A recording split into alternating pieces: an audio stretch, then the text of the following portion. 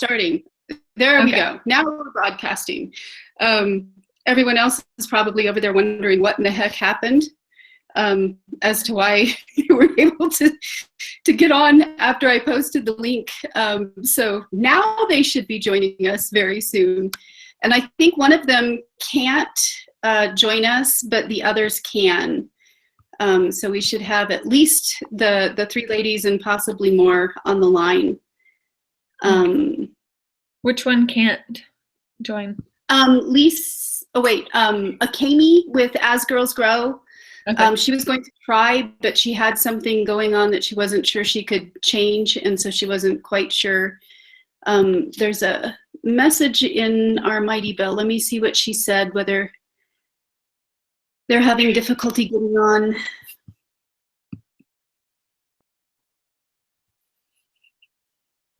Okay.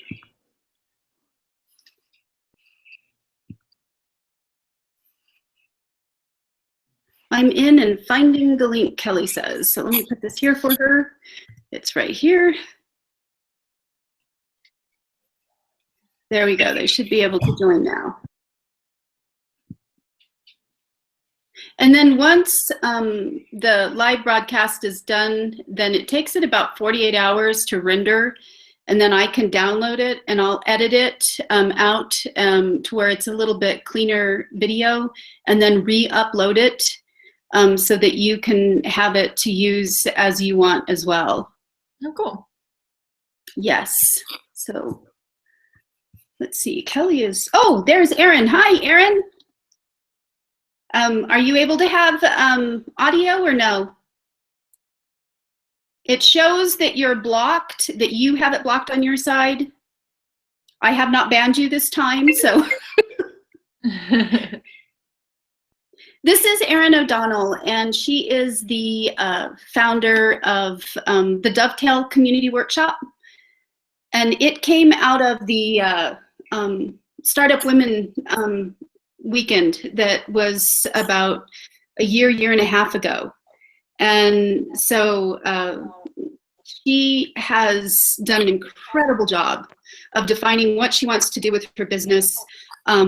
Because she is a writer, she is very articulate, very good with words. She also has excellent skills with getting people to actually volunteer to help her for free. Is that a good description, Erin? I think so. I'm wondering, can you see and hear me? Yes. I have two screens and I can hear an echo right now. If you can turn off your other screen, it will, I had the same problem. Let me try. I hope I don't hang up on everything. Hang on. How about now? Am I still on? Still yes, on. And there's no echo. Oh, good. Hi. Better. I think I got to work it out. My laptop, for some reason, won't do the audio. It's not, it never lets me change it. So I'm on my phone. Oh, wow, very good. Kelly Vargas, this is Meagan. Hi guys, can you hear me? You already had a product line that was developed for skincare products before she started in our program, and the real goal for her in our program was learning how to scale her business. Right now she is selling it as the orders come in, but in the last year she has built out a website with a cart where people can order things and then she can fulfill those orders. Because she did her work through a facility that did all of the research and testing, she has the ability to scale quickly if she gets large orders or if she gets into major partners that may want to resell her product. So her product is incredible. And for her, the challenge was how to build an online business that would allow her to scale without having to go with lots of product into stores where she would have to produce it upfront. Is that a good description, Kelly? Yes, yes. I don't know. Can you hear me or no? Yes, we can. Oh. Yeah, I do. Can you hear us? Yeah, I can. Okay, well, I think we'll get started, and the rest can join when they want. But what we're going to do is we're going to start with doing just a real quick fireside chat with Meagan to get some background. I know most of you probably know who she is because she was such a force of nature on social media, but she is actually has relocated, but is still building her brand and working with clients from all over with her expertise. She was one of our speakers at Haute and actually was gave an incredible presentation, which she will be using somewhat as a backdrop for what she does with us today. And she is doing this specifically for you women. This will be available to people afterwards, but I knew Meagan's expertise was something that could help all of you with one of the barriers that you had with how to build a brand online, how to have that messaging. And I know we've had a couple of other people who have spoken on this, but Meagan comes at it from a very organic approach because she's actually built herself as a brand. But she also knows how to do that for other businesses and how to use her own network to actually help them without really deteriorating her brand at all. So that's a real talent. So Meagan, let's start out with a little bit of background. And ladies, what do you see on your screen? Do you see me or do you see Meagan? I see you, Lisa. You on the bottom, and I see Meagan on the big screen. Okay. Oh, it's the opposite with me, but. Is it really? Yeah, I see you, Lisa. Meagan presented. Oh, you're on your phone. It may be very different on your phone. Maybe. So, okay. Maybe I can adjust manually. Meagan, your background. Yeah. How did you first discover social media and discover that there was this power there that you were able to harness to build an audience far beyond your geographic location? Sure. Well, it started, we can go way back to 2005 was when Facebook came to colleges, and I was a freshman in college, and it was only meant for sharing red Solo cup pictures. And somewhere towards the end of college was when I remember everyone being furious when high schoolers were allowed to join, and then it eventually went open to the public. And when I graduated in 2009, that was just the very beginning of when businesses started thinking, should we present ourselves as a human being on this new website? And I was very fortunate with networking and wanted to go into journalism, and am an artist myself, and got to start working at Nashville Arts Magazine when it was relaunching. And all they had was like a simple WordPress website and no social media. And no one there knew how to update the WordPress website. And I faked it till I made it, basically. Just being a young, 21, 22-year-old at that time. And they asked me if I knew how to manage websites, and I said yes. And I knew nothing about websites. And they asked me if I thought we should be on Facebook and Twitter and things like that were just starting to grow in popularity. And I said yes. And I knew nothing about social media marketing. Most people didn't, because it was a brand new phenomenon, really. But I did what I still recommend people to do now. Google was my best friend, and I found a little community of bloggers who were the very first people to test out social media marketing and test out different things, and followed them religiously and tested out things that they suggested or things they were discovering. It's still, to this day, social media changes every day. Definitely every year, every month. But it's pretty much daily. There's some sort of update pushed out on one of the networks. And it was a matter of staying on top of what those changes were. And I'll talk a little later about how you can stay on top of social media news like that.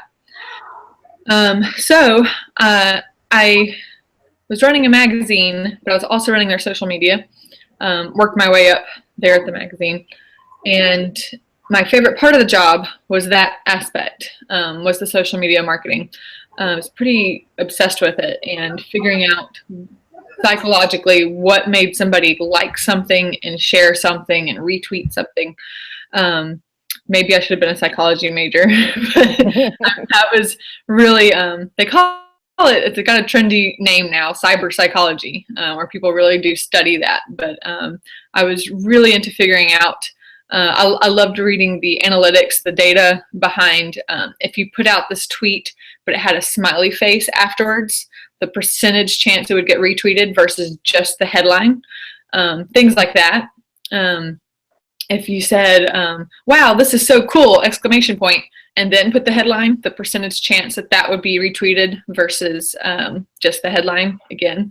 So there was this obvious element that the brand needed to come across as human, and not just be what you expect out of a news organization is usually very headlines and are spitting that out. But from brands, it became obvious that they needed to have a persona. Anyway, that's what I was interested in. I went from there. I was scooped up by the Tennessean. It's a large newspaper in Tennessee based out of Nashville. And I was the very first UGC editor for Gannett, which owns USA Today. And they own the Tennessean. And that was a really exciting job to get. So that stands for User Generated Content Editor. And now that's pretty much all anyone is anymore these days. And it's where you're scraping the internet looking for content that could be reused, mainly for free. Videos that could be a good story or go viral. Interesting stories. Maybe it was just, a mom posted a rant on Facebook, and how do you take that rant and turn it into an actual story to be shared in the newspaper or online, things like that. And so that was a really cool job to kind of pioneer in a way. And all of that stuff was running in the paper. At the time, it was, how do we stop paying writers so much, and how do we get free content for the paper? Of course, now everything is, how do we get free content for online?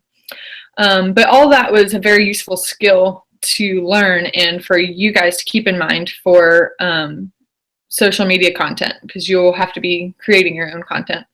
So figuring out how to repurpose existing things online and package it neatly for yourself is definitely something. I'll talk about that a little further too. But so that was that chapter. Then I started my own magazine and did all the marketing, social media for that. It grew really quick. It was a magazine geared towards millennials. So of course, all the marketing really was online. At this point, I was starting to brand myself because I wanted to and still want to be a children's book writer and illustrator. And I'd read somewhere that you needed 10,000 followers on Twitter. That sounded insane to me. So I decided to try to get 5,000 followers on Twitter. And that's when, once you start branding yourself, that's when you, at least for me anyway, that's when I started taking it a lot more seriously. I was already pretty good at it and really interested in it with working for companies. But when it was my face attached to this, it was a lot more important to be successful and to, because I really do want to publish books. So one day I will be able to use this brand I've created for something.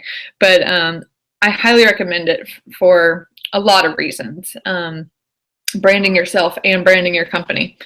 And I'll talk about that a little more too. So at that point, I had gotten up to 10,000 Twitter followers, even though my goal was 5, because I just tested a lot of things and they worked. And that was the reason why I got to start my own magazine. So personal branding ended up sending my whole life into a different direction. So then my partner at the time, we relocated to Albuquerque, which is how I'm connected with you guys. And at that point, I decided to quit publishing and just do digital marketing and mainly focus on social media marketing. So I've been doing that for tech companies, did that out in Albuquerque, and then like Lisa said, I've just moved to Florida in August, and still I've got several clients in Albuquerque where I'm just doing social media and content marketing for a couple of clients out in Albuquerque. So that's how I got tied up into all of this, even though I was an oboe performance major. Oh, I absolutely love that. It's amazing where life takes us from what we thought we wanted to do. Right.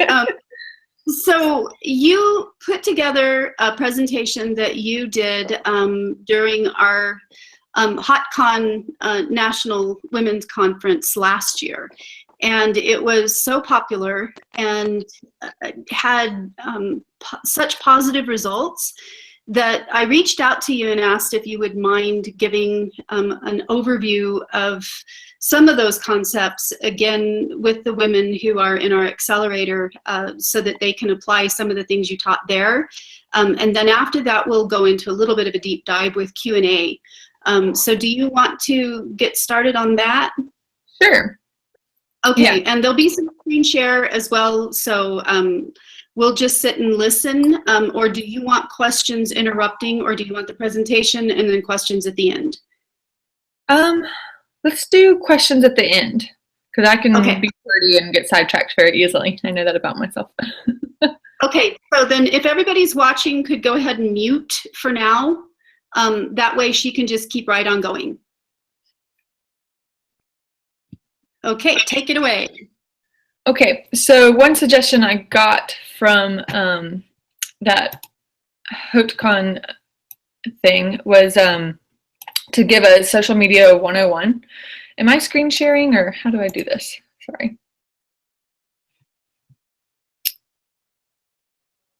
Let's see. Sorry, I guys. mute myself and then I'll start talking. On the far left of your Google Hangout screen, if you're on your laptop, there's a green arrow button that'll let you screen share. I see it. Let's do this. Start screen share. Okay, sorry about that. Yep, and we see a really awesome window of screen share point. Yeah, I'm seeing that too. We are going into the cavern of social media. This is like a fun house. Okay, why did it do that? I have no idea. Wow. Okay, let's try this again. Oh, it's doing it again. How bizarre.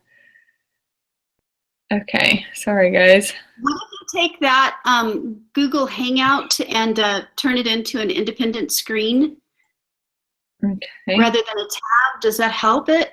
let's see.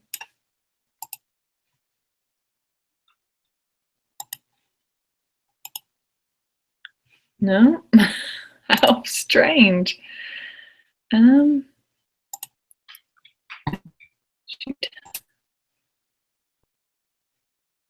Maybe if let me just start trying different ones. Well, maybe if you click on it. Now, see, now we don't see it. Now we just see the Hangout. It's so if you click on a different tab, is it that tab that's the issue? Let's see. Is it working now? Can you just see? I'm going to pull up Twitter. Do you see Twitter? Not yet. What we still see is the Google Hangout. Oh, strange. Okay.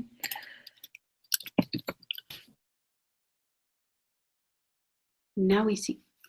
Oh, now you're gone. She'll have to join us back here in just a minute. Do you want to sing a song in the meantime? Okay, can you hear me? Am I Yes, unmuted?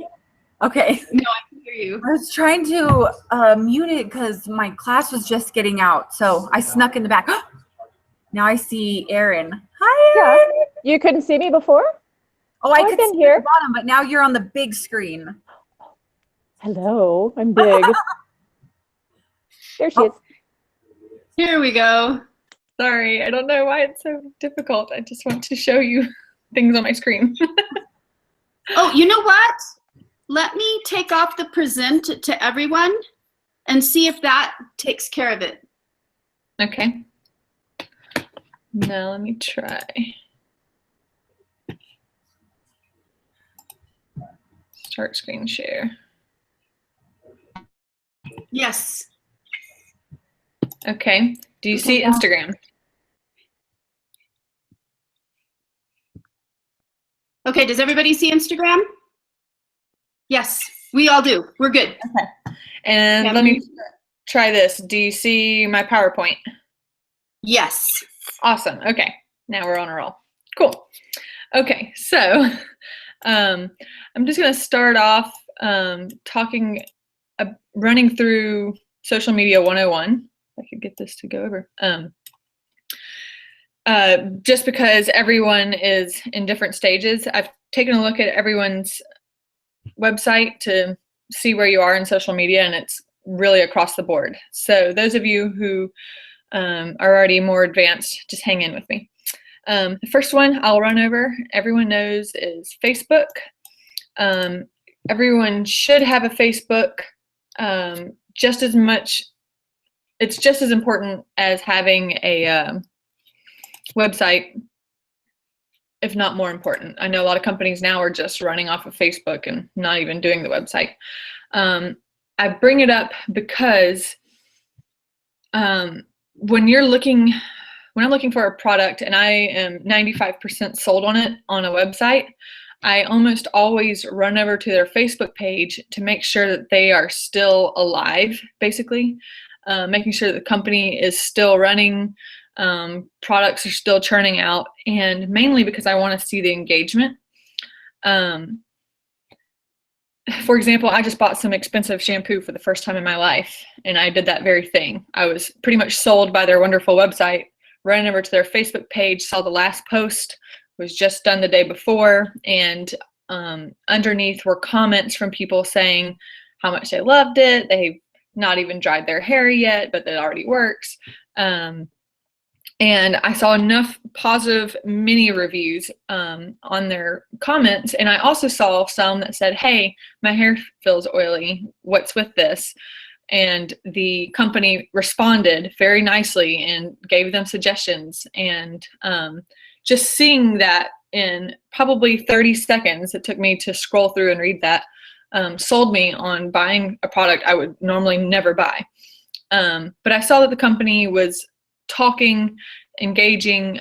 If I had a problem, I knew that I could come to the company as if it were a person and get my problem solved, or feel like I was in a community. If I became a brand advocate for it, then I could see that people were posting photos and that the brand was encouraging that. So any kind of interaction like that is a good thing to see. Then that's just I'm just doing a really quick overview. Twitter is also very important, I think, because you can actually reach more people through Twitter than you can through Facebook. Most of the times, especially when you're a startup and you have a very low budget for advertising, with Facebook, you can do wonders with Facebook if you have an advertising budget and are able to do sponsored posts. With Twitter, I feel like it's a better place to reach people organically. And the difference, and the reason why I'm running through these really quickly, is with Twitter, you need to approach it like a news feed. So it's basically in real time. They have changed it a little bit to where it's a little bit more like Facebook, where they put more popular content at the top now. But for the most part, it says view 26 new tweets, and I'm clicking that. 26 new things for me to look at. That was 11 seconds ago. So that's in real time, 12 seconds ago. So for the average person who would not be following as many people as I am, they'd be following just their absolute favorite brands, their favorite restaurants, their favorite magazine, their favorite journalist. So they're going to see all of your stuff in real time, and it's going to get pushed down really quickly. So with Twitter, the main difference that you need to understand is that you need to have tweets going out fairly regularly. For most of my brands, I try to do at least 4 tweets a day. Some of them, like this one, I have a tweet going out every single hour, from morning till evening, because I know that the information is going to be pushed down for this industry, the people that are going to be following a lot of people in this industry. So let me hop over to Instagram. Don't understand the difference between Instagram and Facebook, and especially when they find out that Facebook owns Instagram. But this is an amazing spot for products, especially women geared products, which a lot of you have. I think that there are more women on Instagram than, where Facebook would be more 50-50, or Twitter could be more 50-50. The difference is Instagram is going to be more about photographs. I'm worried to even scroll down here, because you never know what's going to pop up. But here's a lifestyle blogger, and as you can see, all of her photos are gorgeous. Everything looks about the same tone and color, similar, about the same filter is being applied to every image, and nothing is jarring. You're not going to scroll through here and see something that's going to be neon green. Everything in her brand is very soft and white. And all of the brands and the successful bloggers that are on Instagram really do choose what their Instagram look is going to look like. So just to give you an example, even on just my personal Instagram, the difference between Instagram and Facebook. On my Facebook, I load about 20 photographs of my baby a day, and 15 of those may all be from her laughing in the same minute. So I didn't curate anything at all. I thought they were all adorable, so I put every single one of them on Facebook. Also on Facebook, I shared a bunch of political links, and I shared a bunch of ridiculous videos of animals and cute babies, and I'm just constantly sharing links. On Instagram, people go there as a refuge for beautiful images and behind the scenes. And so you keep that in mind for your brand as well. On your brand, you can share on Facebook, you may be sharing a USA Today article that has something to do with your industry. And then you may have 20 photographs from your event that you held the night before. But on Instagram, you would show behind the scenes of what it's like in your workshop, or in your warehouse, or from your work meeting that day. And you would somehow do it artfully to where everything kind of flows together. And you would never be sharing links. The closest thing to links that you'd be sharing is you may share a beautiful image and then say, head to my blog to read more about this. Link is in my Instagram profile. So right here, this is the only URL that is allowed. You'll never be able to embed a link through your Instagram photos. So I just wanted to talk about that a little more in depth, because a lot of people don't see the value of Instagram for a brand since they can't share links. Your mindset is to constantly get people to your website to buy, and the easiest way to do that is through the link. And a lot of brands make the mistake of saying, well, if I can't have a link on Instagram, why bother with that? But this is, I think, the best way to convert people over to loyal customers and loyal brand ambassadors, because here you can let your guard down a little bit and not feel like a car salesman. You can really get more intimate with your followers and be like, maybe it's just your coffee next to your calendar, for example. And you can just take a photo in an artful way and add a pretty filter to it. And now it's visually interesting, and people love to see what's going on, just even the smallest things like that, what's going on in the background of your day. They want to see what's going on in the background of a brand. And now you're not pushing them to go to a link, so you're friends. They're seeing you more like a buddy. Let me think. Here's a thing I just recently bought that I've discovered on Instagram. And it's also a place where you can constantly encourage people to share photos of people using your product. This brand, when they mailed me this playmat, they even included a little tag that said, use hashtag LMTribe and tag us to be featured. And there's my baby right there, because I did it, because now I'm a loyal brand advocate. And so are all of these people. They're not paying for photo shoots. They are simply just reposting images that their customers are using. This is a brand that launched in November. Seriously, just a couple months ago. And they've got how many posts? 191 posts. Almost all of those are from customers using their products. So there's 1,000,001 success stories on Instagram and examples to look at.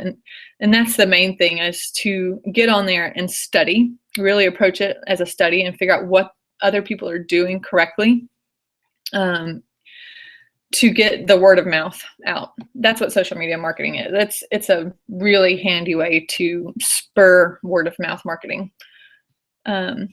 Oh, that's enough on Instagram for now. Pinterest is another huge one, especially again for mom brands. Let's see, I don't want to use this one. Let's use this Pinterest. So here's not mom brands, women brands. Sorry, I'm so in mom world, I will keep saying stuff like that. So here's a startup company in Albuquerque you're probably familiar with, and I do their social media. And this is a great way to spread your message and your images and reach other women.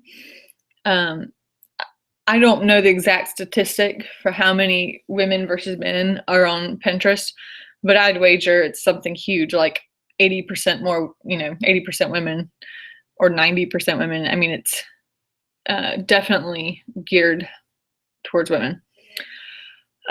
So when you do have a blog, post it on Pinterest with a beautiful image and try to make the caption something that would spur people to share it. Let me see. Well, let me move over here. For example,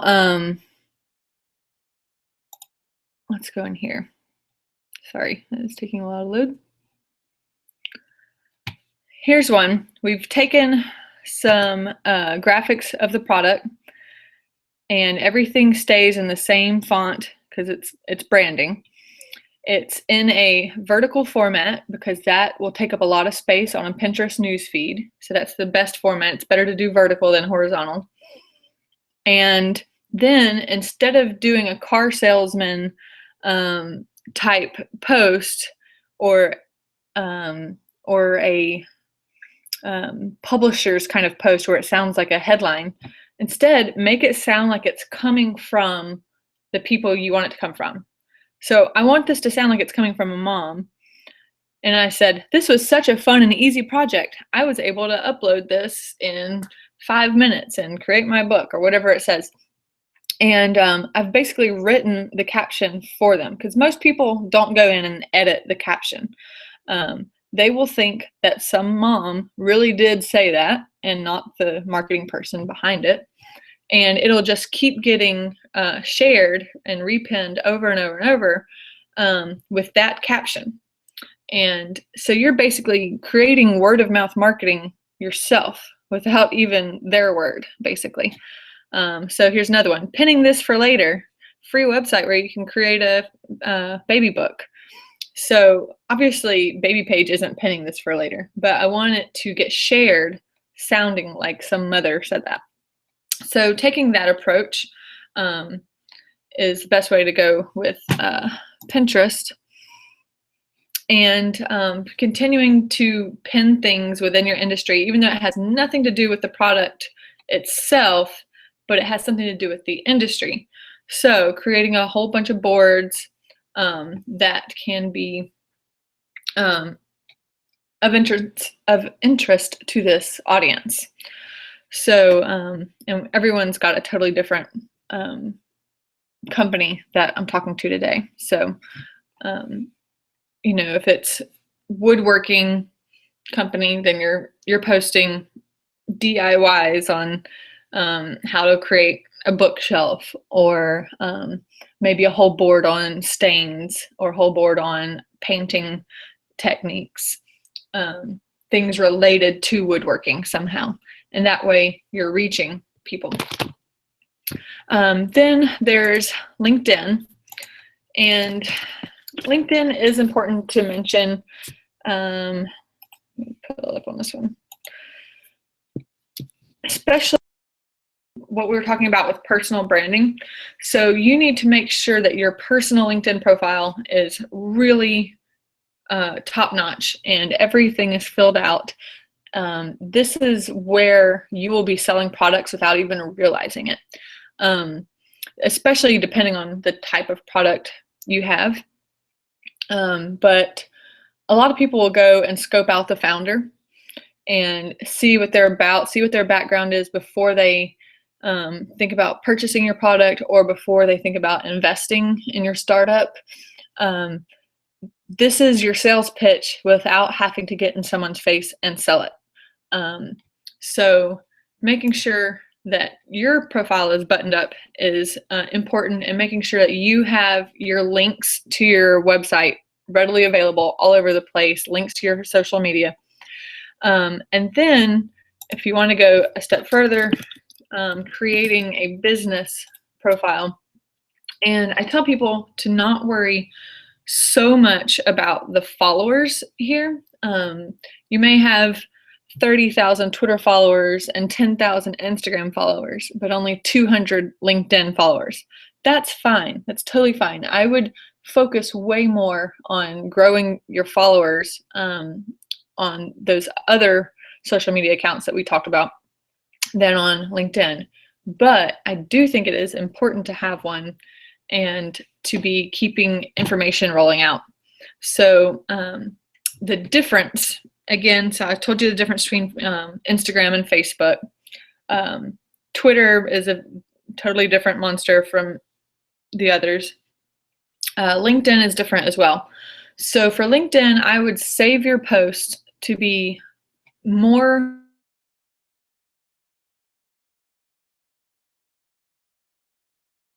%80 of them should be more about your company specifically.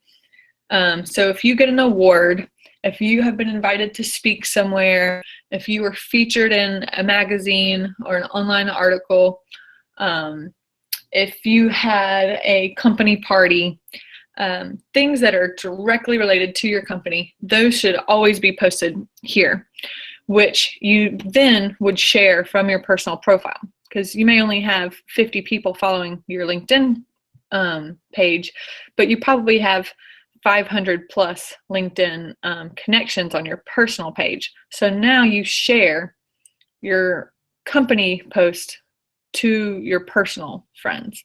So that's how you're getting the information out there.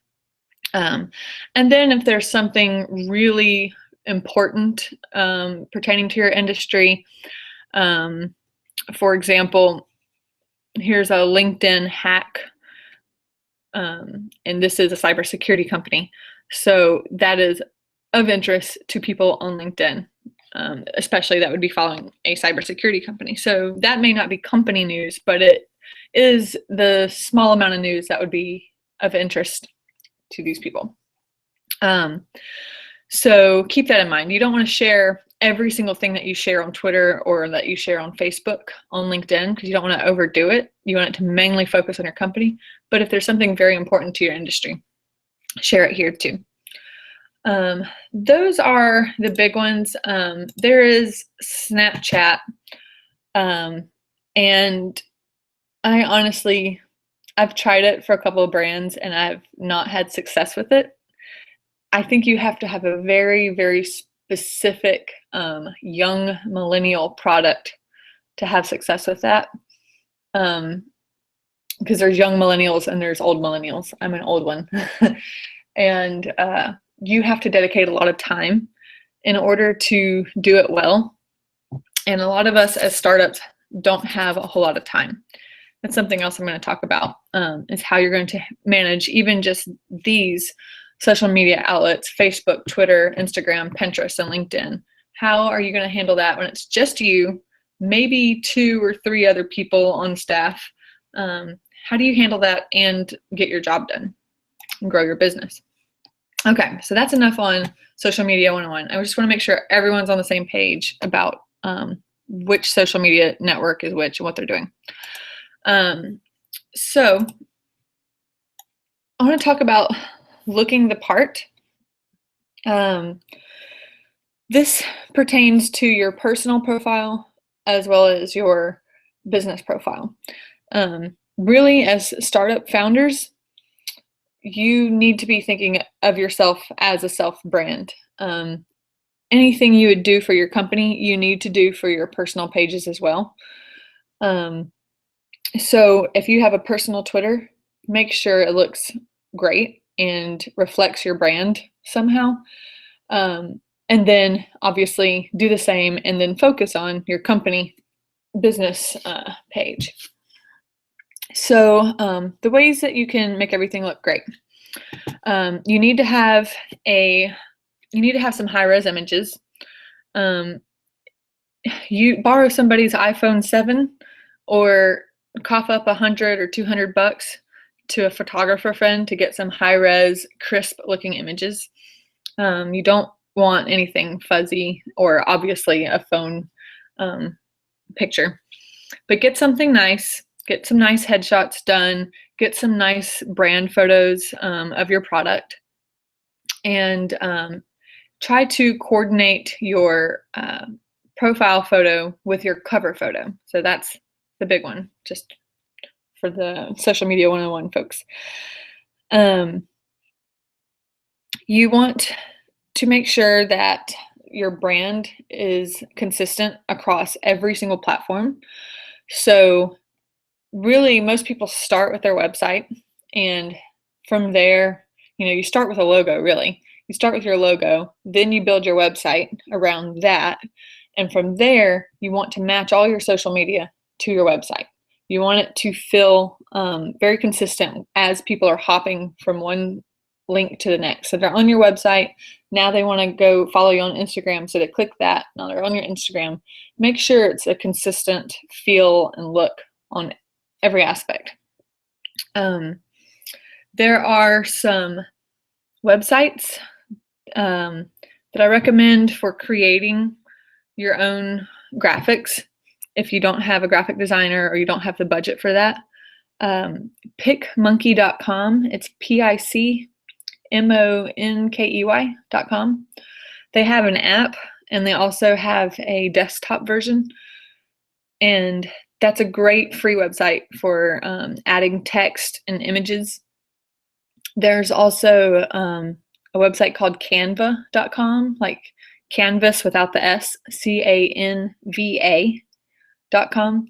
And it's already got basically graphic design built out for you. And you just plug in your own images and your own text, and it looks really great. I recommend those 2 places to start off with. Of course, there's plenty of other websites and apps that you can use. But just get familiar with a couple and really kind of dig around, click on everything, own it, and you can create your own stuff for social media and even for just individual posts. So from there, I want to make sure you've got your city added. Everyone wants to know your location. A lot of people, when they have created a brand, they don't want to add the city because they want to just immediately be nationwide or immediately be global, because that's the end goal. But you shouldn't start off that way. You should always add your city because you're always going to have local support first. Plus, people are just curious and they want to know where things are based. And it feels really sketchy when you don't know where your stuff is coming from. You're like, is this lotion that I'm buying, is it coming from China? Or is it coming from the States? Because that can be important to people. Or maybe they're somebody from the Midwest or from New Mexico, and now it's extra important to them that they know that they're getting an Albuquerque product. So be sure to add that. It's one of the factors that contributes to the amount of followers you'll get. Be sure to have your website here, obviously on your brand page, but also on your personal page, because a lot of people will be discovering your brand through your personal page. I can't tell you how many brands I see that just forget to fill out all their information and don't even have their website link. Take care with your 140 character bio for yourself and for your brand, and run a couple of different options by people that you trust and ask them which ones make the most sense, because this is the tiniest little elevator speech, but it's very, very important. When you follow somebody, all they're going to see is your profile picture, that 140 character bio, and this information here. So you have 140 characters to sell yourself. So it's very, very important. And put some thought into it of how you're going to represent yourself and your brand, or how your brand will come across. So there's that. Looking the part. Tooting your own horn. This is a problem, I think, especially for women. For some reason, we really shy away from talking about ourselves or talking about our companies. We feel like we're bragging or conceited or full of ourselves or big ego. And I hate that we feel that way, but you shouldn't. You need to toot your own horn on your personal pages and on your brand, on your business pages, as much as possible, because this is how people will perceive your company. They want to see good news and they want to see growth. They don't think you're bragging. So if you say, I'm so honored to have been chosen or nominated for this award, people are happy for you and they believe in your product even more. They don't roll their eyes at you. They congratulate you and they share your stuff. And the next time they run into somebody, they might think of your brand and be like, you know who's doing really well? Such and such company. They're really blowing up. They're doing great. And they only know that because you're tooting your own horn. No one else is going to do it for you. Nobody else is going to be posting that you were featured in a magazine, or that you had a great turnout at your party or at your event. Only you can do that. And you have to, because you have to show success, even if it's the tiniest bit of success. It's something that shouldn't really matter that much. Make it matter. Make it sound important. Show people that you're growing and doing well and strong, and create that vibe, and it will be true. So on things like Twitter, for example, where I was saying, I like to have posts going out every hour of the day. Feel free to toot your horn multiple times. So if you got featured in a magazine, don't just tweet that one time. Go in there and make sure it's tweeting 2 or 3 times a day, every day for the rest of the month. And don't think that people are going to get tired of that, because most people are never going to see that tweet 2 times. It's just going to be reaching new people every single time, because it's going to be pushing. There's so much stuff, so much noise to cut through. It's just pushing down with more news every second. So just keep putting it out there, and don't feel like you're overdoing it, because you won't be. So that's the hardest thing. For some reason, I just have people that are like, I hate social media. I hate talking about myself. I can't get over this. I'm like, you have to, if you're going to be successful. All right.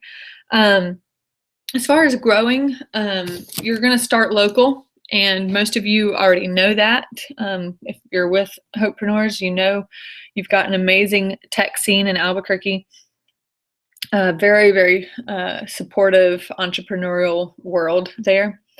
And that's who you're starting with. Make sure that everyone at 1 Million Cups or Tech, Tech Fiesta, any of these, make sure they're all following you. And make sure you pass out your card. Make sure you have your Twitter handle or your Instagram handle or your Facebook link on every card that you own. If you have to put a name tag on for an event, write your Instagram or Twitter handle on your name tag. I seriously do that. I put @Meg_Nordmann on my name tags because it'll start a conversation and people will pull out their phone right there and follow you. And it gives you a chance to start talking about your brand. Anywhere you would sign your name, you put it. You can look at my PowerPoint slide. I have it on every single page of my PowerPoint slide. So think about that. Where can you put your brand's name or your personal brand's name? How can you continue to push that and grow everywhere that you go?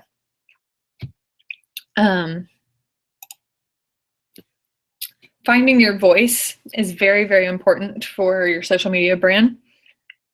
You have to decide pretty early on how you're going to be coming across to your customers. Are you going to be a funny brand? Are you a caring one? Are you sarcastic? Are you news-like? Are you goofy?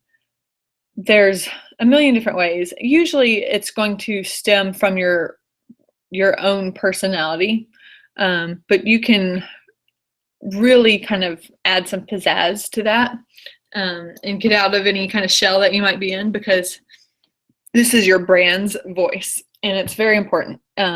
Do some research, look at other people in your industry, other brands. So if you are selling handbags, then look at other handbag companies and what is their voice like?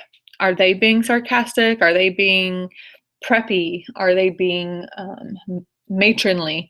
Are they being trendy? What does that voice look like? And should yours be like that? Should it fit what's expected from the industry? If you're following a bank, you kind of expect a bank to have a certain kind of voice. Or should you be different and go the complete opposite route? So if everyone's taking this product type in their industry very seriously, maybe you should be the quirky one. Maybe you should shake it up and do something totally different so that you stand out from the crowd. So that's just something to think about and think about seriously. And then as you grow, make sure that whoever you pass the keys to for the next social media manager, make sure that they understand the voice and continue it. There's a lot of startups that'll have some turnover in the beginning, and or they'll just pass around the password to social media and say everybody can post on social media. That's fine. You can do that if everyone understands the voice. Keep it consistent. The other thing to remember is to stay human. So I started off talking about how when I first got into social media and everyone started realizing that brands needed to act like human beings on social media. Remember that you are not a robot brand. And you're not too big for your britches either. Make sure that you respond to everyone. So when somebody says, I just got your product in, tried it for the first time, and I absolutely loved it, be sure to say thank you. I can't tell you how many brands I see that just ignore it and never respond to people. And someone that could have been a repeat customer or a brand ambassador, now you're not fostering that relationship. it's engagement. It goes both ways. So if somebody retweets you, go out there and say, thanks so much for the retweet. I guarantee you they will continue to retweet your stuff in the future because they will feel appreciated that you noticed. So make sure you're saying thank you and responding to people's questions in a very timely manner. Set up your notifications, at least for your brand page, to make sure that you're responding to people. And just stay friendly. Don't, if you can go a step further, instead of just saying thank you, say, thank you so much. We're so glad you enjoyed it. I love that photo. Keep sharing more ideas. Something like that that shows that you're not a robot and that you really are paying attention to what they're saying. Going into growth, make sure you're providing a lot of content. So this is a part that a lot of people have problems with. They set up their social media, they have their Facebook and they have their Twitter, and everything looks nice. And now what? What do you put out there? And you're like, I have my 5 photos of my product and that's it. And I don't have events going on every day. So I don't, that's okay. You need to find relevant content to the industry. It doesn't have to be yours. Your content is always the best. Original content will always be best. If you can write blogs, awesome. And if you do start writing a blog, pick a realistic amount that you can do. So if you can only do 1 a month, that's great. Do 1 a month and promote the heck out of it. But also, even if you can create 1 blog a day, which would be incredible and not realistic for most companies, but even if you could, you still need to be providing content from other sources. There's a lot of marketers have rules. They'll say there's an 80-20 rule, or different percentages for different marketers of how much content should come from the outside and how much content should come from you. So for 80-20 rule, they would mean 80% of the stuff you're posting should come from elsewhere, not your company, and 20% should come from your company. Well, that's great, and you understand that, but where do you find that much content? I'm going to recommend a website to you called BuzzSumo. It's BuzzSumo.com. It's a wonderful website, and there's other ones like it, but again, you can only go to so many websites in a day and own it and really know how to work it well. But BuzzSumo is mine. It will show you the trending content for that day, for the past 24 hours. And at the top, actually, let me just show you as I'm talking here. The top, it'll show you the most popular stuff. And at the bottom, it will be the stuff that's just starting to trend. So here I'm going to hit trending now. Here's today's trending content. This is the stuff that's getting shared the most. Amy Schumer buying her farm back is getting shared the most. And yes, I have already read that article because everyone is sharing it on Facebook. But come down to the bottom here, and this is what's starting to trend. It's going viral. It's just not as viral as Amy Schumer is. What's interesting though is right here on the left-hand side are different categories. So here's what's trending in tech right now. If you have a tech startup, you'll probably find some interesting stuff to share here. Fashion, if you've got a fashion product, health, and marketing. So one good way to just stay on top of marketing stuff, as I was talking about earlier, finding your bloggers.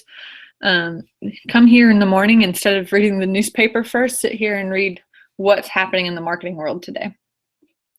So the other cool thing is, for free, on the free website, or the free version, you can create one customized category. So I've got a customized category for security for a security company. And I can go in here and I can see what was trending today in cybersecurity news. And I know that this was the big story, and I know that this is the story at the very bottom that's just starting to become popular. It's only got 164 shares here compared to the top story, which has got 3.9K shares. So then think about, I want to make sure I share the trending news, because I want to make sure we look like we're on top of it. We know the big news, but it's even better to share the new trending stuff and be one of the first ones in the industry to share the new news, and then you'll get more retweets and more shares. Because by now, most people in the cybersecurity industry are not going to retweet this because they've already read it. It's already been shared 3.9K times. So think about things like that. So there's other sites you can go to like this that aggregate trending content. You can set up Google alerts for certain keywords. You can go to, you can create Twitter lists. That's another thing I do, to keep an eye on trending content or brand new content. So when you're on Twitter, go to the actual Twitter. And I know you've seen this before, but a lot of people don't know how to use it though. You see right here, it says lists. I've got 34 of them. And you can have them public or private. These are all my lists. So I've got an Albuquerque, New Mexico list with 255 people I've added to it. And to me, it's all of the people. Here's the members. I can click on that. It's all the companies and organizations, journalists, and news sites that I think are very relevant, and I want to be sure I don't miss any news coming from these people. I have a lot of lists, but I can view my favorite ones over here. Get my mouse going. So here's that list in TweetDeck. TweetDeck is now owned by Twitter. TweetDeck.twitter.com. Here's that list. I can see everything going by. Here's Hotepreneurs right now. While I'm talking to you, I can save it and retweet it right now. And I'm staying on top of everything that's happening in Albuquerque right now.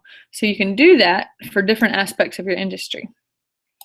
So I've got cybersecurity, I've got growth hackers, I've got malware, and I've got everything. I've got security, I've got cybersecurity journalists here. So that way I can see what is the new news for different aspects of it.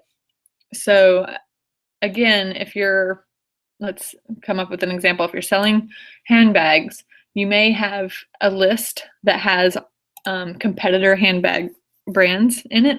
Then you may have a list that has fashion journalists that do reviews on fashion, things like that. You can break it up for anything and stay on top of news. And now you know what you can retweet or which links you should be copying and pasting into your tweets.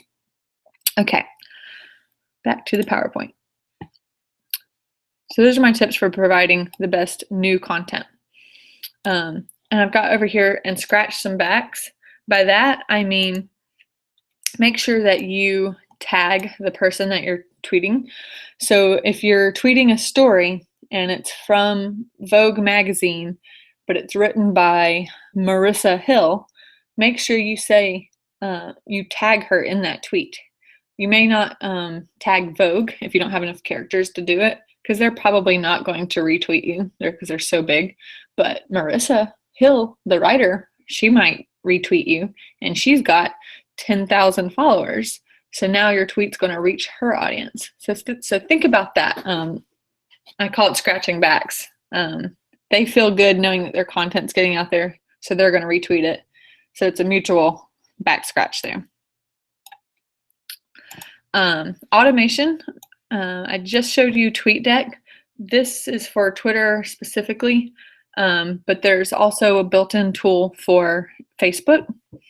So let me run through this really quick. So this is how you are going to be able to do all the social media marketing and still grow your business and focus on growth. as opposed to being on social media all day. That's everyone's fear, especially for startups. They look at it all and they say, I can't do this. I can't run a business and be on Instagram all day long. You don't have to. You can do it all, I promise.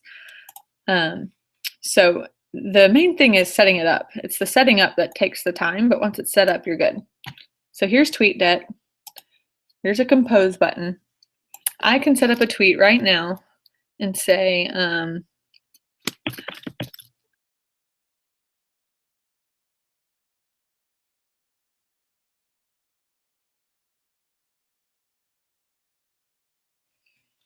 thanks for doing this. And I can go right here and say schedule tweet. Now I'm going to schedule it 4:00 p.m. Eastern time for today, Tuesday the 20th. And it's scheduled. So you see this right here in this column, it says scheduled. So here's all my scheduled tweets for today. Here it is. And I can come in here and edit it if I need to, or delete it if I want. You can go in and spend the first hour of your day scheduling everything for the day or for the week, however much you want to commit to it. You can come in and just schedule, and then see everything down here. As you can see that I have done, all the stuff scheduled here for the week.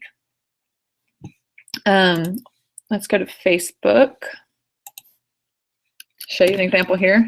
A lot of people don't realize you can schedule on a Facebook business page. You can't on a personal page. So you write your posts as you normally would. How many days is it till Christmas? Let's pretend.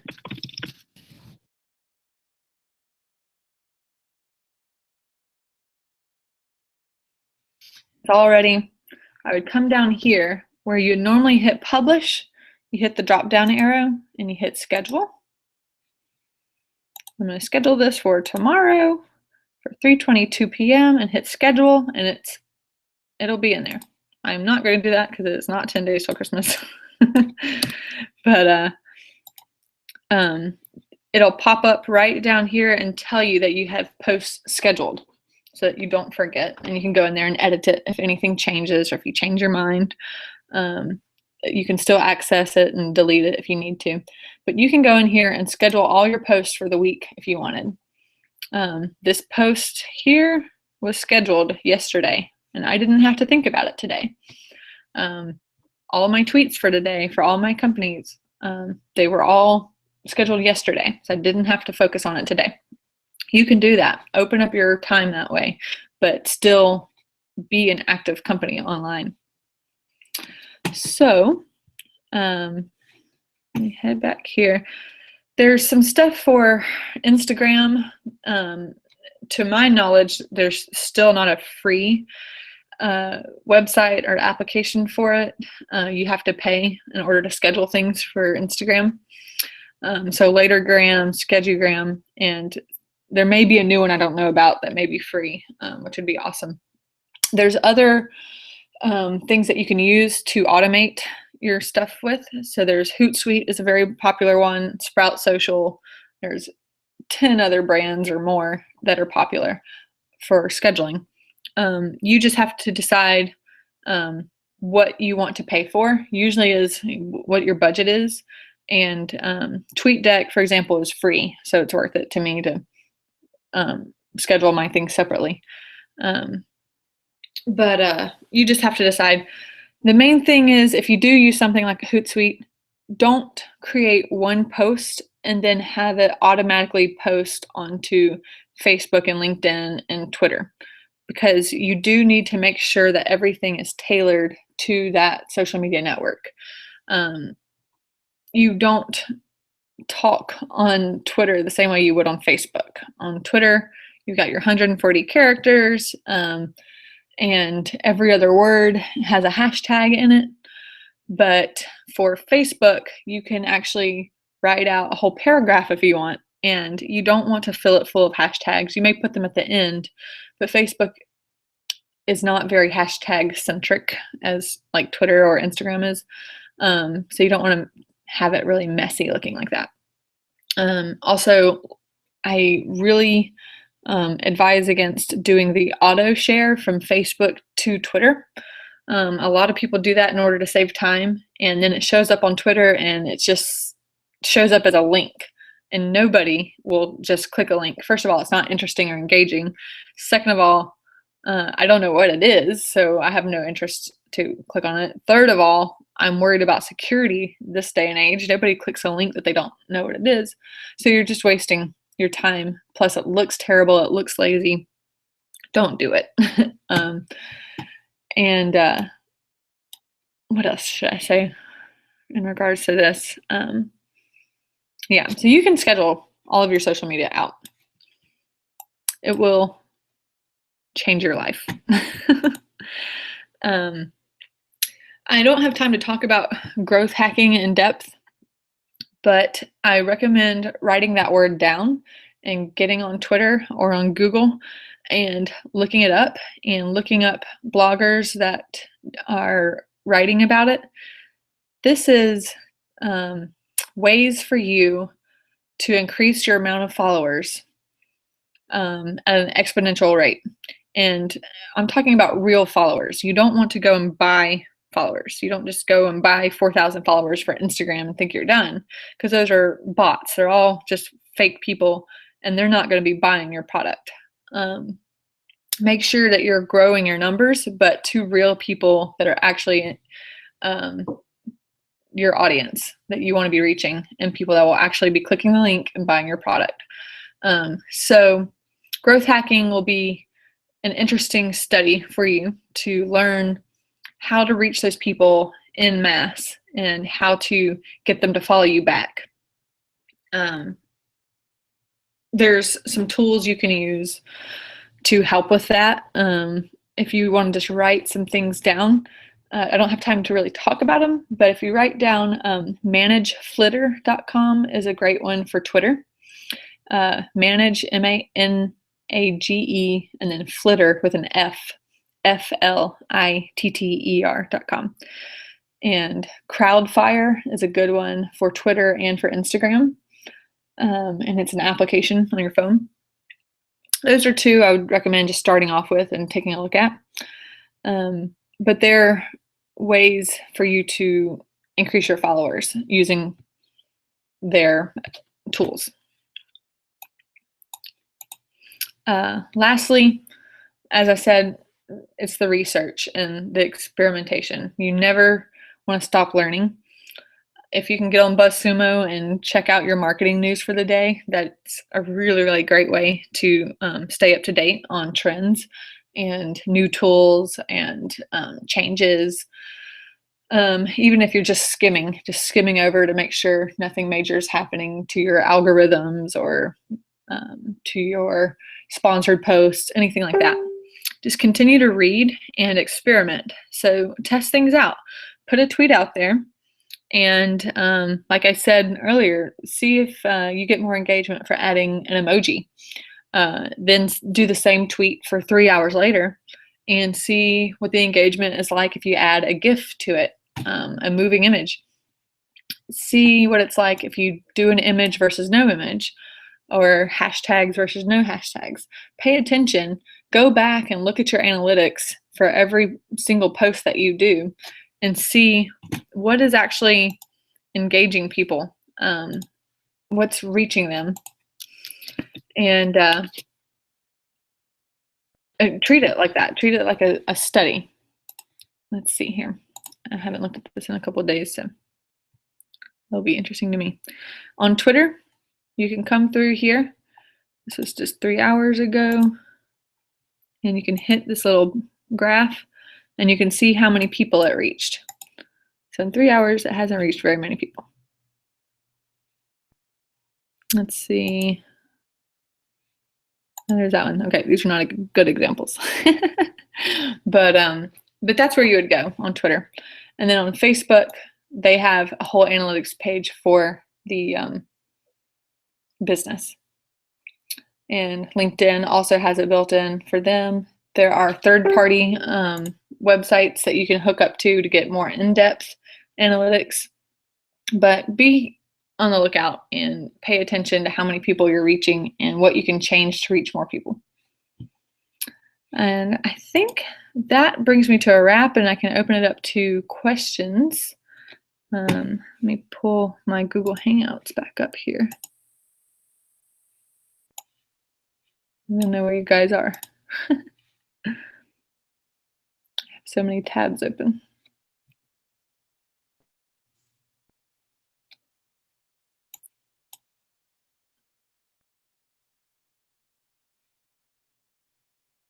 Let's see. Do you guys, are you on mute still? I just unmuted me, and Okay. Kelly and Aaron, There. you can go ahead and unmute yourselves. Hi, Megan. It's Jessica. Hi. Hey, it's Erin. Do you hear me? Yes. My battery's about to die. So Oh, no. can I go ahead and ask a quick question? Sure. Okay, this is about Twitter, and I've been kind of wondering about some of the content my marketing person has been posting and sharing, and she likes to throw out a lot of support from us to other startups here, and sometimes I think that just kind of dilutes or detracts from our own brand. You know, should that be something we throw into the 80-20 mix, or should we do less of? Because I lean toward let's do less of, but I think she thinks it helps build a community. So I'm kind of torn about building up or getting too involved in the startup chatter, if I may put it that way, Yeah. around all the other local companies. So I don't know. What's your thoughts? I definitely think it's a balance, especially since your business is a community business. It's a community workshop, and the best way to keep yourself in the front of people's minds is to keep talking to them. So I think it's a good thing. If I haven't looked at your Twitter recently to see how much it is, if it's totally overwhelming. Okay. But I do think the engagement is good. You just have to talk to her about a balance of it. Sure. Okay. And maybe you don't have to post so much. It doesn't have to come from Dovetail, where Dovetail itself is saying, congratulations, Pure Color, on your such and such award. Yeah. It could just be a fave or a retweet or a reply. Okay. You know, it doesn't have to constantly come from your brand. Sure. You I've may, done some from my personal, you know, and Yeah. but I think from the brand, sometimes it gets to be a lot. yeah. I think that would just have to be a conversation of changing the ratio. And Okay. can you just 10% of the time do that and then focus more on this?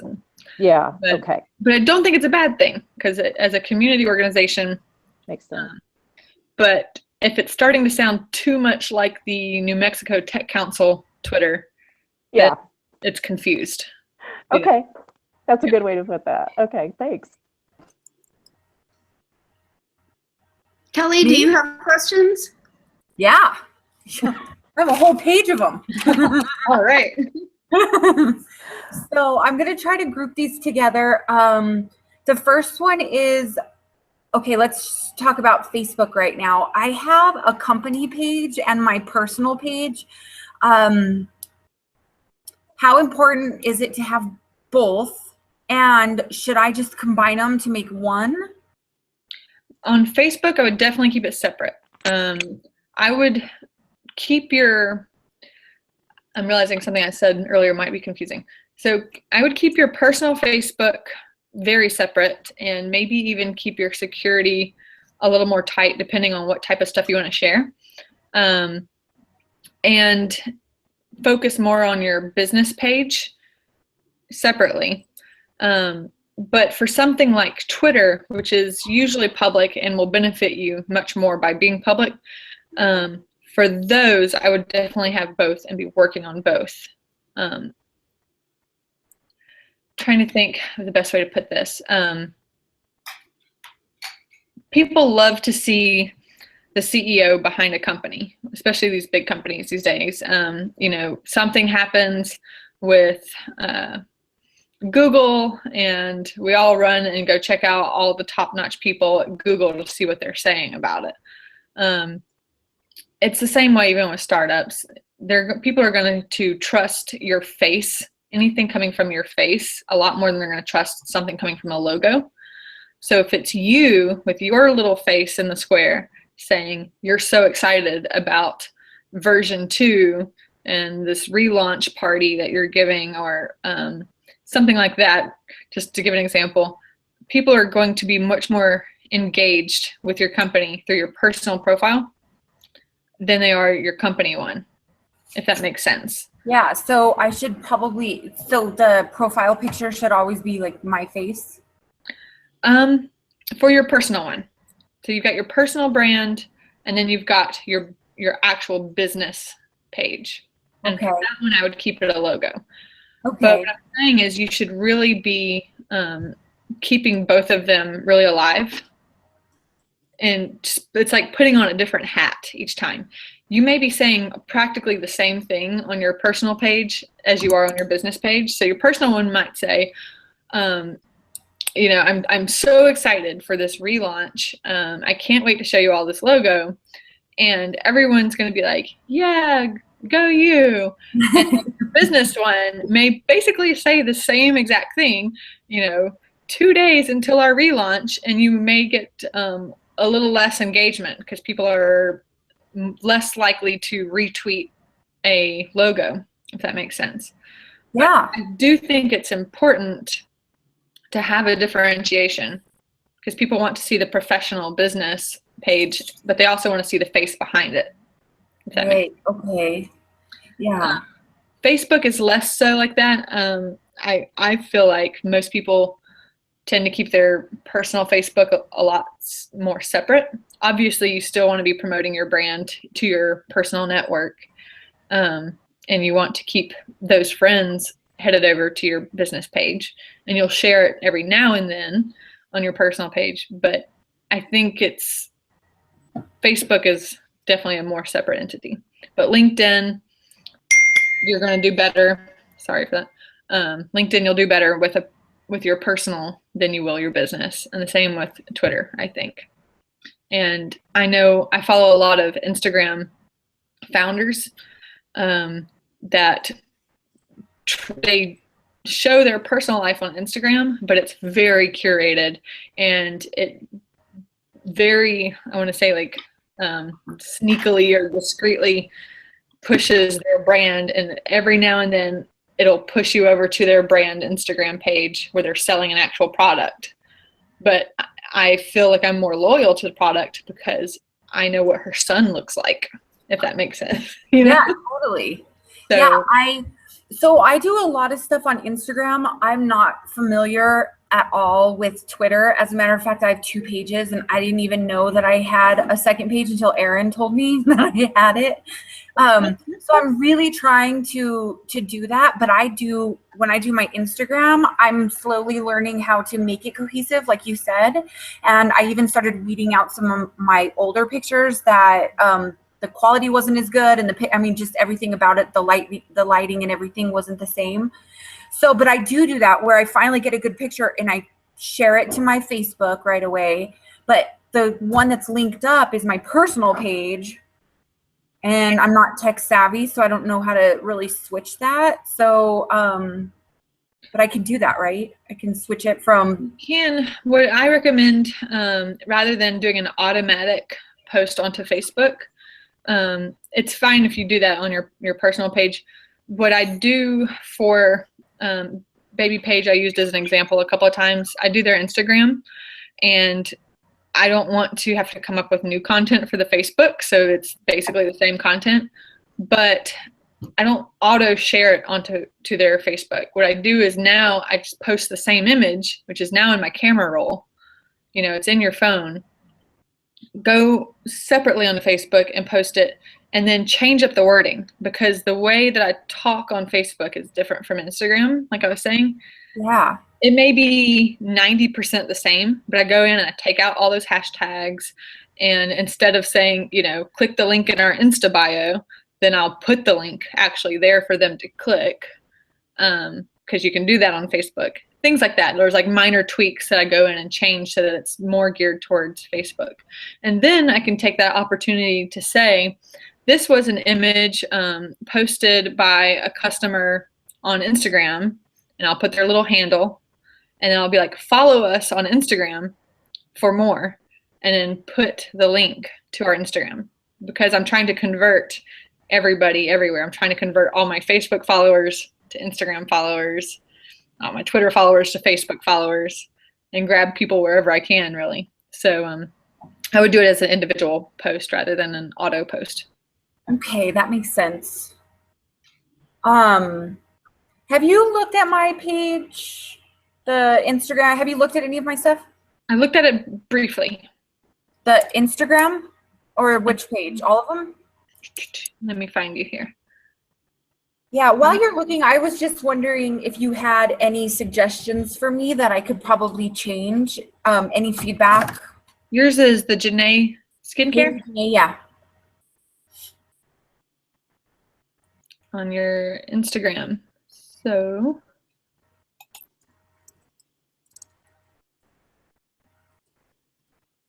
this is your personal Instagram that you're using like a business page, right?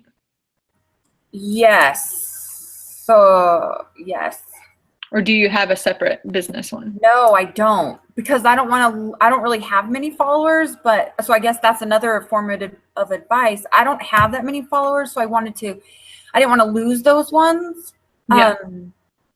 And I'm gaining them actually faster than I have ever before, because I'm starting to learn some things.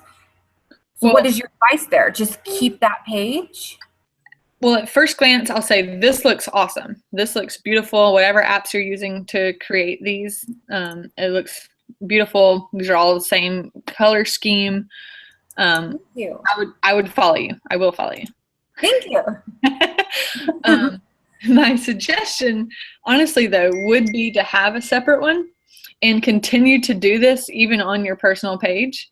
I would start one because you want your brand name to be the handle.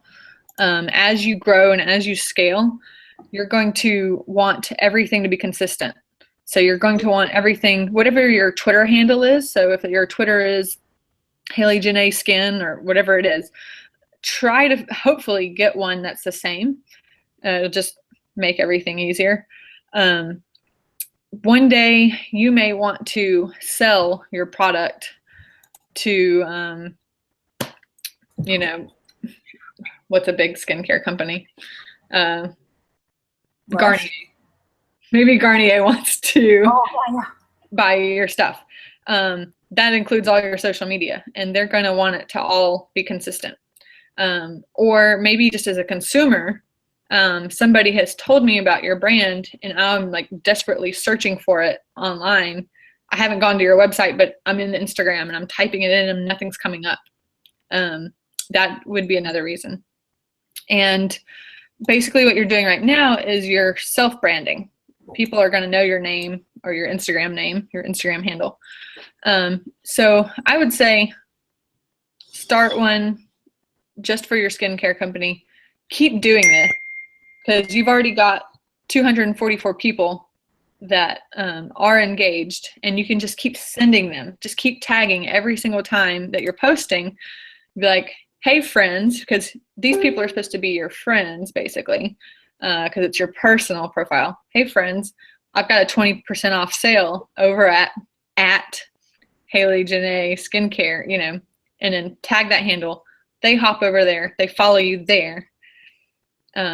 And now they're converted over to the other side. So hopefully you can get 200 of those 244 over to the I other hope side. so. Okay. But then, say you do sell it someday, you still have your name, you still own your own personal profile, and you're just shedding that arm of it, the business arm of it. Okay, perfect.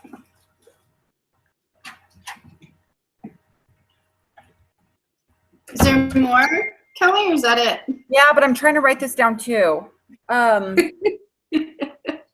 Hey, You can Meagan, always go back, Kelly. This will be recorded, so you can go back and take notes if you want Okay. to use her time before she has to Oh, go. sorry. Okay, sorry. I'm like, It's fine. do.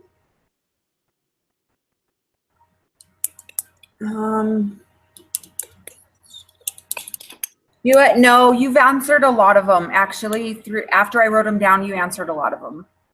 Okay. well, Megan, this is Jessica. Hi. Hey, I miss you. Yeah, I know. I could turn on my camera for a minute. I'm in San Diego running around with my daughter, and hi. I'm actually in my car about to pick up lunch for people at the barn, and anyways, so but one of the questions that I think everybody might have, and you may have addressed this because I came on the call late, but just in case I'm going to ask it, so forgive me if you've already covered this. Okay. But and I know you did mention this when you were talking about automating and the idea of sharing news multiple times a day for the rest of the month, for example. When you're doing just regular product promotions, like you're trying to sell your product, like what Kelly does, for example, or Erin's trying to fill an event, how many times a day should they be sharing on social media in order for there to be an impact, for people to start paying attention and buying? Because I think what happens is, like you were saying before, we post one post and then we think everybody's going to see it, and so we don't want to look repetitive. Right. So it's not just a matter of sharing good news, but just in your daily promotions of your products and services and offerings, what sort of a minimum number of times you should be sharing things in order to get the kind of response you generally want to get. Yeah. For most companies, I've found one post a day on Facebook is sufficient, mainly because of the algorithm that's just going to keep pushing it to whoever it wants to push it to anyway. And maybe 2 times a day max if you have 2 totally different things you need to say, but not the same news twice in a day. But once a day is good. For Facebook. And then for LinkedIn, similarly, since it has an algorithm that's going to push it to whoever it wants to, I would say 1 or 2 posts a week is fine on LinkedIn. And then for Instagram, I would do a minimum of 1 post a day if you can, and even smaller minimum of 3 posts a week if you can, if that's like all you can do. But try to do 1 a day. But if you really have something you want to push, then you could do 3 or 4 a day, as long as your images are very different from each other. Still consistent within the brand, but you don't want to keep posting the same thing, obviously. With Twitter, however, it's a whole different monster in that you can keep tweeting the same information over and over again, and it's going to just keep getting pushed down. So you just have to keep blasting it out. And that's why it's so important to have TweetDeck and be automating. So I try to do 1 an hour on Twitter. When I worked in publishing, I literally had something going out every 15 minutes. Wow. Yeah. I mean, there's a lot of news churning out, but yeah, but it's, you want to be hitting people at different times of the day, because people that hop onto Twitter and then look at their news feed, their thumb is only going to scroll down their phone maybe a few times until they find something of interest and they're down the rabbit hole. So they're only going to see the past 10 seconds of news, or maybe the past hour's worth of news, depending if they're not following that many people. But you can just keep going out. Some people check their Twitter in the morning. Some people only look at it on their lunch break. Some people do it during that 2 p.m. lull at work where their mind is gone, and so they get on social media.